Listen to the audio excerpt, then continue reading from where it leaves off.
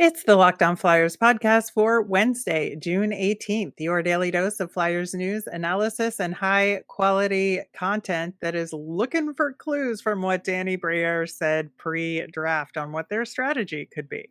We'll dig in.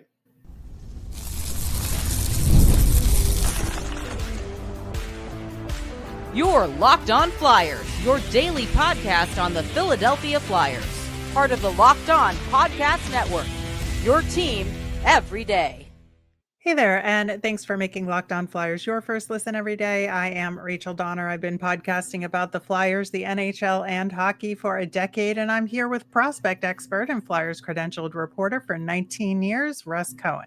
Today's episode is brought to you by FanDuel. Right now, new FanDuel customers can get $200 in bonus bets if that first $5 bet wins.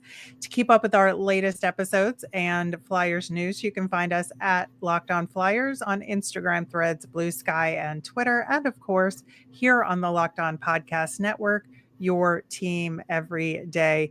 We are going to get into the Flyers and player development and how that's been working, plus answer some of your mailbag questions later in the show. But first, congrats to Rodrigo Abels for making Team Latvia for the Olympics next year. They released the first 6 players for each of the tournament teams. And I think, for the most part, they were to be expected across the board, but I think that it'll be interesting to see who fills out these remaining rosters. At the moment, I think I'm Team Denmark, honestly. I disagree on, I think there were some surprises in the sense that, like, I was on the USA call and, Bill Guerin wouldn't name a goalie. And my feeling on that was, why? Like, Connor Hellebuck's going. Are you really, given the answer that, well, we're just going to sort of let them see how they are in season? I just go back to the old days. I wrote about this in Sportsology, but, did they ever tell Mike Richter, hey, Mike, let's just see how you do this year before we name you on the Olympic team? No. So, for some positions, I feel like guys are automatically making it. But the one bugaboo on all of this, Rachel, is nobody's going to take a guy off the team if they're not doing well in the NHL season leading up to the Olympics, because the embarrassment will be worse. Yeah, I think the only chance of that happening is if somebody's legitimately hurt, which could be the case for one of the Kachucks for Team USA easily. Yes. But Matthew's really, really injured. Yeah. So I think that's really the only change that they're going to make to those 6 at any rate. But in the meantime, Danny Briere and Brent Flahr gave their pre-draft press conference for the Flyers, and I think it's really hard because they don't want to give away the farm, right, in terms of what their strategy is, but they do have to answer some questions. And I think there's some good ones out there for the Flyers, given the volume of picks that they have. And that's kind of where they started off, that, yeah, it's possible that they will take all 7 of those picks in the first 2 rounds, because it's really hard to make a deal in this particular year, and with the lack of real tradable star players that the Flyers could go for overall, I don't doubt that that's a distinct possibility. It is. I mean, I think some things will happen in the heat of the draft, but for now, I understand why he said that. We've been talking about that. There is a greater likelihood that happens than anything else, but I still think at least one will get traded in the heat of a deal. I think so too. But on that point, he was asked specifically about the decentralized draft and the effect of being remote on how those potential trades could go. And Briere said that there's going to be pros and cons to it for sure, but that they're going to have to sort of pre-plan some of these potential trades, or have some tentative deals in the works that if this happens, then we'll make this deal, or something along those lines, because you can't just walk over and have a more spur of the moment thing, and they'll have to be working the phones a lot more. And so I think it's going to operate a lot more like the trade deadline. Well, there are going to be communications issues. There'll be lag. There'll be things that you can't control. But what he's not telling you is everybody spoke at the combine. They used the combine like it was the draft. So they set up things at the combine. And so now it makes it easier when you get back to your headquarters to kind of work off the conversation that you had at the combine, but he didn't want to say that. Yeah, I'm sure. And again, that's the reading between the lines, because they can't say everything because it's pre-draft, and you can't say that you've like pre-cooked some sort of deal before it actually happens. Now, as far as that 6th overall pick, I think that it's pretty clear that they see something similar to what we do in terms of there being 1 or 2 players at the top, and then like 2 or 3 to 8 is kind of one tier. So they're confident they're going to get a good player in that tier no matter what. And it'll just depend on what the other teams do. And they'll have 2 or 3 guys to pick from at that point. They definitely will get a good player, but I think fans should temper it a bit and know that there's no Matvei Michkov that they're getting 6th overall. It's not happening. Like there's nobody that they can get that will match that. Yeah, and I think that's a reasonable expectation, right? We know what this draft is and what it isn't. Yeah. And this is where I had a bone to pick with Brent Flahr, who said, that he felt like this draft was as good as last year's. And that's just like, come on. No, nobody thinks that. And Brent says that because he made them load up for this draft. So he kind of has to say that. And the thing about drafting is this. You start to have an idea after about 3 years. So that gives him a lot of leeway after getting all the picks into this draft. Just saying. Yeah, I believe that. I just think that was the most out-of-pocket thing that was said at that presser. Yeah. Like, by far. Now, I think that one of the other interesting questions that was asked and points that were made was how size factors into it. And I know there's a lot of people that are concerned about the Flyers and their lack of size right now. And when Danny Briere was asked about it specifically, he said that it was something to consider along with other qualities. It doesn't play into it as much as competitiveness and hockey sense and skating, and that it's something they're aware of, but it shouldn't sway them too much. Okay. I mean, so this is one of the bigger drafts on record. I told you there were only like 10 or 12 players under 6 feet at the combine. That's a tell. So it's going to be like that. Now, it's odd to find a bigger player who's not that competitive that might fall into this group that Danny's talking about, but that's an outlier. Just like it's an outlier almost when you find a really small defenseman that works out. That's an outlier too. So, okay. Yeah, that's where I think that they're going to end up with a bigger guy, but that's just going to be by default here. The only way that that's not the case is if Higgins is the guy at 6. And in that case, as we have said multiple times, we think very strongly, and correct me if I'm wrong, Russ, here, but that very strongly, if Higgins turns out to be the guy at 6, that pick at 22 is going to be a bigger guy. Yeah, if they went and did that, that's exactly right. Because again, if you're calling Hagen small, then you're calling Travis Konecny too small too. Right. And that's the thing, is like nobody minds having Matvei Michkov or Travis Konecny on the team. Like all these guys, they just think there's too many of these smaller guys. I understand that. And I understand that. And I think there's a way to mix that in.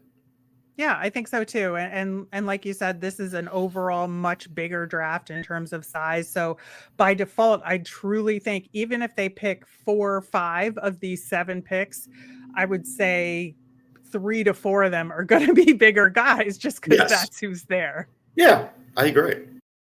Yeah. Now, I think one of the other interesting aspects of that presser was when they were asked about adding to the roster right now. And this is something that Danny Briere has been very consistent on, that they are just not going to overpay to do something now, that it has to make sense. They're not going to give up a lot of assets, and that if it happens, it happens, and that's great. But if it's not, that's okay too, because they'll get a huge stock of prospects to work with moving forward, and the plan has not changed. And I really agree with him on this. I do too, and he's been consistent on this point. So yeah, good for him. Yeah. And then finally, I think the other question that I thought was interesting was on drafting guys with a potential injury problem or an injury history to them, and how to grade them and project them. moving forward, do they have all the information that they need in order to make an effective decision? And what they said was that they've interviewed medical personnel and these guys and their agents, seen them at the combine, and they feel comfortable with the information that they have. They didn't say they're comfortable that everybody's okay to go. Right. They said they're comfortable with the information they have to make decisions, which I think is a very important distinction. Yeah, no, that's a big distinction, and I think we're talking about Roger McQueen and Carter Amico. But I do want to also point out that I think they're overvaluing, or at least Brent is, what the second round is. I think because they're so invested in the second round, like if you find a second pairing defenseman in the second round, then yes, a little bit of luck is involved. But you're getting third pairing defensemen. Like that's fine. You're going to need them, but that's what will be there. Yeah, I think that's fair to say. And I think that the guys that are in the second round that we've been talking about are actual second rounders. Not a lot of them are first rounders that are going to fall to the second round. There'll be like 3 or 4 of those, maybe 3. Yeah, and I don't think that's any more or less than typical, but it varies from year to year. But the second round does vary from year to year. You think so? That there's more than 3 that fall? Yes. Sometimes? Oh yeah. I felt like last year there was more than 3. Just like Chernisov, like look what he's doing now. Yeah, like he's an example. I get that for sure. But I do think that this year's second rounders are second rounders for the most part. I agree with the same percentage of making it, like 40%. Yep. Agreed. All right. Well, that's what we got from Danny Briere and Brent Flahr. Once you draft these guys, then you got to develop them. And, Danny Briere said something along those lines that names are of more value than numbers. So then what do the Flyers do with those names? We're going to talk about that coming up next. The NBA playoffs are in full swing, and every night delivers highlight-worthy performances, major momentum shifts, and can't-miss moments. Whether it's a game-winning shot or a breakout player, there's never been a better time to get in on the action. FanDuel makes it easy to stay in the game before tip-off and live. With player props, performance trends, and same-game parlays, fans have more ways than ever to play smart and win big. I still say stick with the Oklahoma City Thunder. They haven't let us down. New to FanDuel? It's the perfect time to sign up. Head to FanDuel.com and place your first $5 bet. If it wins, you'll get $200 in bonus bets. Make every moment more with FanDuel, official sports betting partner of the NBA. All right, on tomorrow's show, we are going to piggyback off that pre-draft presser and talk about the Flyers draft strategy and what we think it should be and what we think it will be based on what we heard. So that should be pretty interesting. So next on the agenda today is to talk about Flyers player development, because that is the important next step following the draft. And especially, like we said, if they're going to get a whole slew of prospects added to the pool this year, we got to make sure that they are developing them appropriately. And so looking at what a typical NHL team player development group looks like versus what the Flyers have here, like, would you say that the Flyers have a typical kind of structure and how they manage prospect development? Yeah, I think they have a typical structure. I think that they may be a little light in experience in some of these spots, but they have a good structure.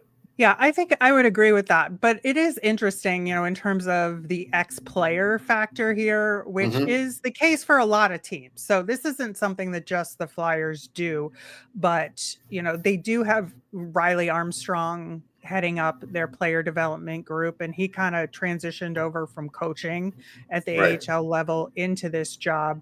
But then you have, like, what's interesting in terms of having more like Goonie bruisers in player development here with Nick Schultz and Chris Stewart and Sam Moran as part of the group. But then you also have some older veterans from a longer time ago that are more skilled players that are kind of special advisor consultant types in John LeClaire and Patrick Sharp. Sammy Kapanen does scouting in Europe, but he also does player development in Europe too. So I think, it's a really interesting kind of group here. Yeah, I mean, I don't personally care who you were as a player before this job. What I care about is what experience do you have in this job? What skills are you trying to teach? And has that been effective? And so, like, as an example, it's failed completely on the power play. And it falls on a Yes. couple of the people in this list, as an example. Right. I think so too, but that's more like of an execution than an individual player development role. But Okay. there's both. I But agree that still there's getting both paid for it. involved. There Yeah. is both, yeah. Yeah, there's both here. Now, I think, it's interesting because after players are drafted, there's sort of more of a mentoring role that some of these player development coaches have Mhm. with the newer prospects and younger prospects because they have to work in tandem with the junior team or NCAA coaches in making sure that what those teams needs are being met with the individual player, but also that the things that the NHL club wants them to work on are also getting addressed. And that's sometimes a challenging thing to balance.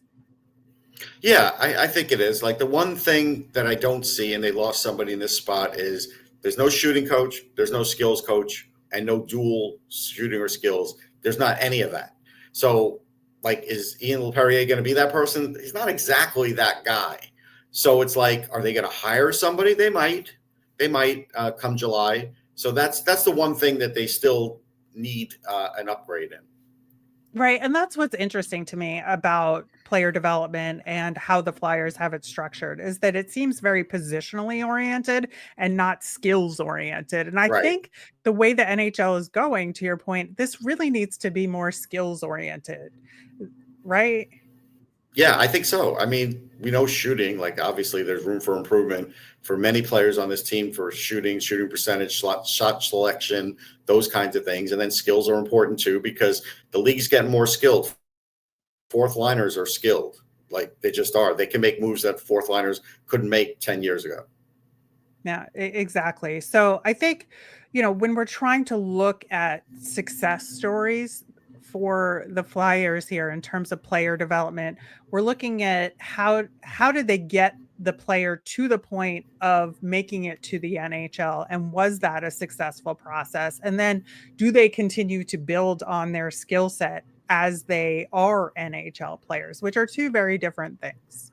That's true. And then the smart teams let somebody else do half the player development for them.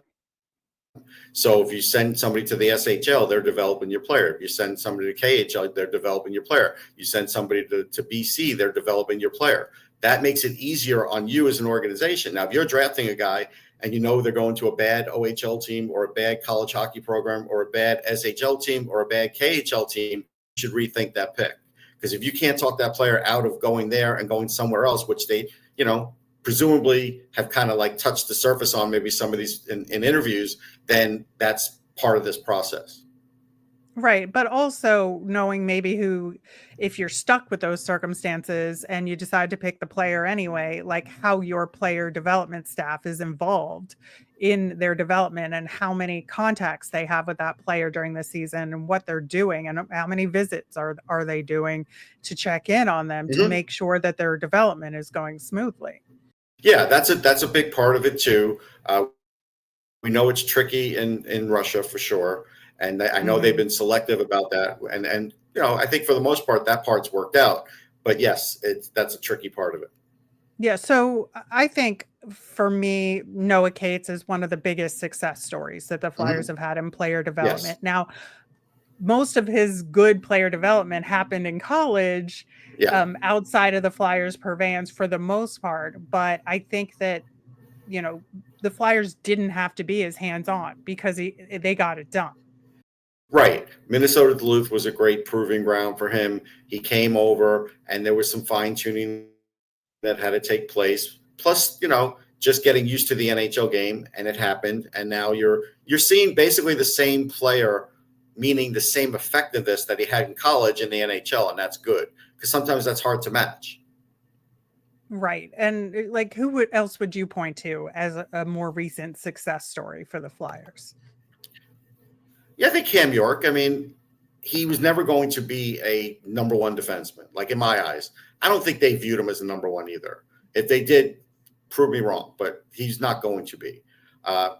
He could play a 2 or a 3, depending on how good the team is and what side you have him playing on, because that's important. But I think, ultimately, I think he is a success story because he's at the point now where they might extend him, right? And they might give him a long-term deal, or they trade him and somebody else is going to sign him to a long-term deal. Still, he developed. Egor Zamula, too. I mean, you may not think he's the greatest defenseman, but he's developed into what he's developed into, which is a reliable defenseman. And that's half the battle. There's a lot of guys that they'll draft that they can't even get to that point. And it's not just them, all NHL teams. Right. Now, I think that player development overall for the Flyers has been a sticking point for a lot of fans, but there have been success stories. So I think it's important to point those out. But then there are just some guys that are that good and it didn't really matter. They were going to make it happen no matter what, right? Sure, but it started with Ron Hextall. Ron Hextall implemented a lot of different testing and such for the team, right?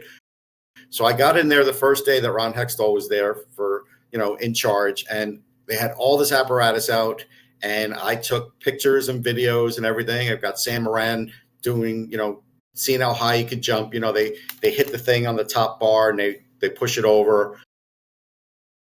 I have, a photo of that. I was the only one there. There may have been one other person. I watched, I observed. The next day, it was all in the back and hidden, and it's been hidden ever since. So, but that was something that I was able to report on and say, okay, here's some positive developments. And they've built on that over the years. And you see some of that in Dead Camp. There's a lot we don't see, though.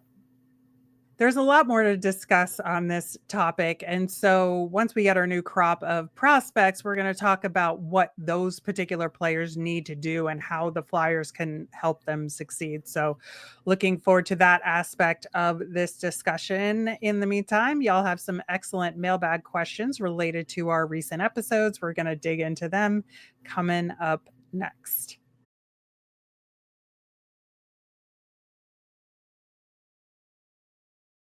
So before we answer some of this week's questions, got to refer back to last week when we were asked by Chris about Victor Soderstrom as a potential trade target. Well, Boston got him and they signed him. So unfortunately, that is off the table. They were aggressive. Yep. And there's a lot of good posts and questions about our episode on expectations for Matvei Michkov.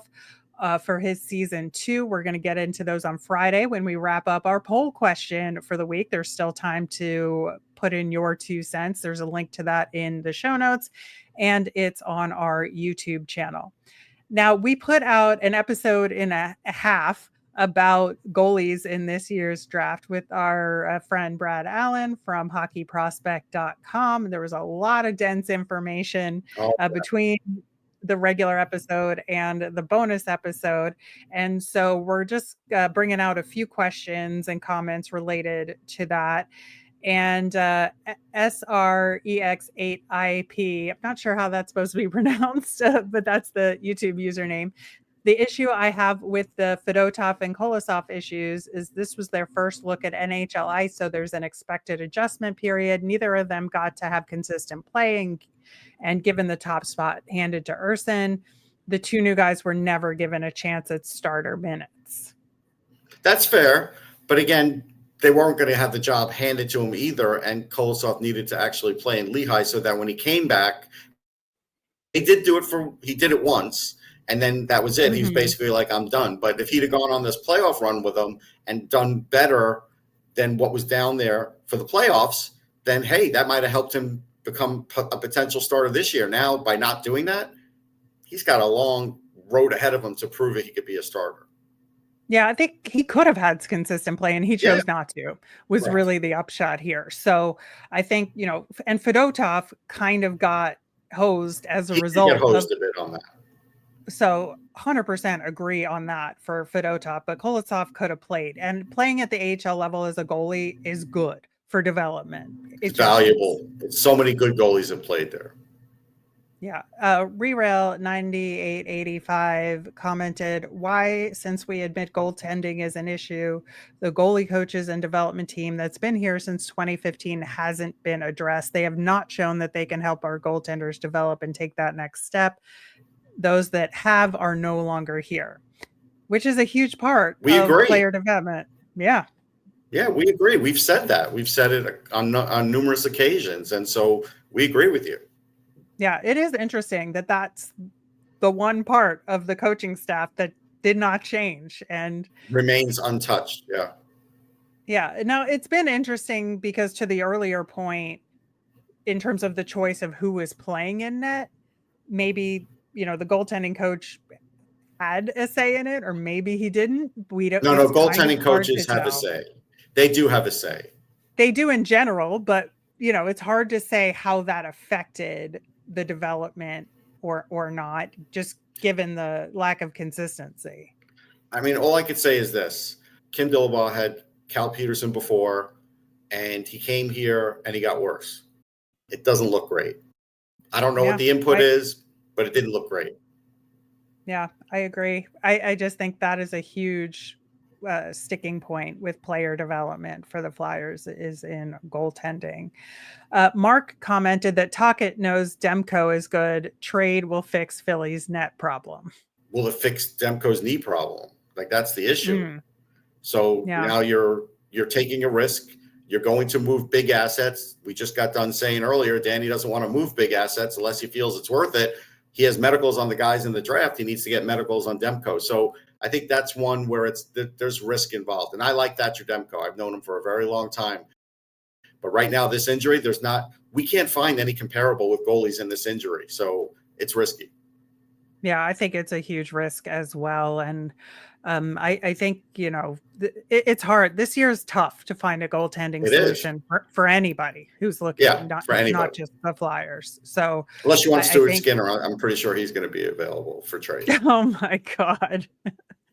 Yeah, could be. There were lots of comments on both sides of the pick a goalie at 22 debate or don't pick a goalie at 22 debate. And I think, for me, it's going to have to be a game time decision at that 22, because if there's another forward or a strong defenseman that has a much higher potential, I'm going with that forward over a goaltender at 22. But if we feel really strongly that for whatever reason, the break in the tiers is there and it makes sense to jump in with a goaltender pick, then you do it. This is the way I would handle it. At that point in the draft, if I were Danny, I would be like, okay, who's our number one goalie? So presumably it's Joshua Ravensburg. Okay. Then Danny should be asking everybody at the table, who might take him before us? Maybe they say one team. Okay, that team doesn't take him. Ravensburgen's on it. Okay, so now we've identified he's the top goalie. We identified we want him. Now the question is he going to be there at 31 or 32? And if most of the people say at the table no, then you take him.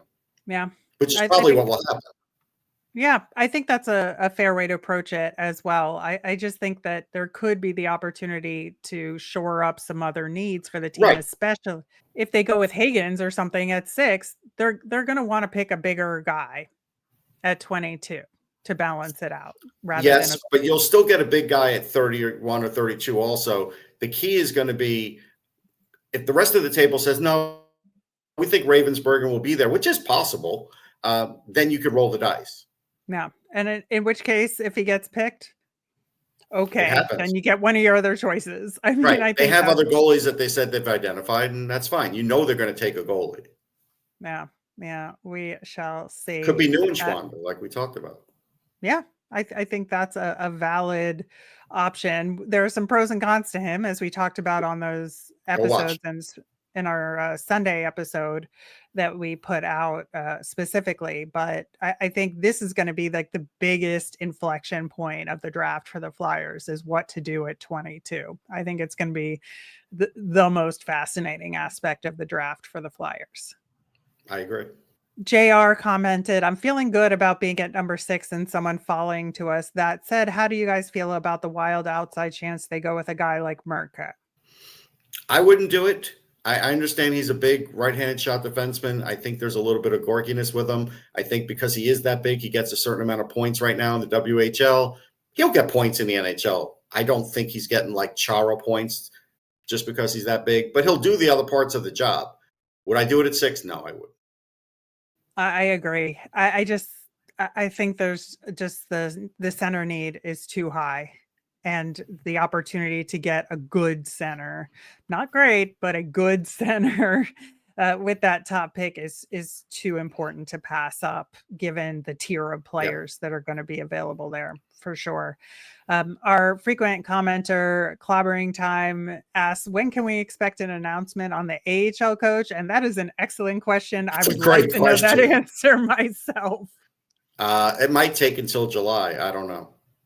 Yeah, they may wait till the end of the AHL finals before making a decision. There may be some interviews going through in that process related to coaches that just got eliminated in the last round. Like, really anything could happen here. But I'm glad you care about it. That's good. Yeah, because we care about it a lot too. So we shall see what the Flyers and the Phantoms do with that decision. That will do it for today's show. Thanks so much for listening. We will be back tomorrow to try and parse out what we think the Flyers draft strategy will be and what it should be based on that pre-draft press conference. And as a reminder, we always want to hear from you. If you've got questions you want us to answer, let us know on any of our socials at Locked On Flyers. You can email us at lockedonflyers@gmail.com or comment over on our YouTube channel. I'm Rachel. I'm on Blue Sky and Twitter at rmiriam. That's RMIRIAM. I'm Russ. I'm at Sportsology on the same socials, SPORTSOLOGY. Thanks for making Locked On Flyers your first listen today. For your next listen, check out the Locked On NHL podcast. There's no off season, bringing you the daily league-wide stories that matter most with the local coverage you love from Locked On. I'm on the show every Friday. You can find Locked On NHL on YouTube or wherever you listen to podcasts. Have a great day, everyone.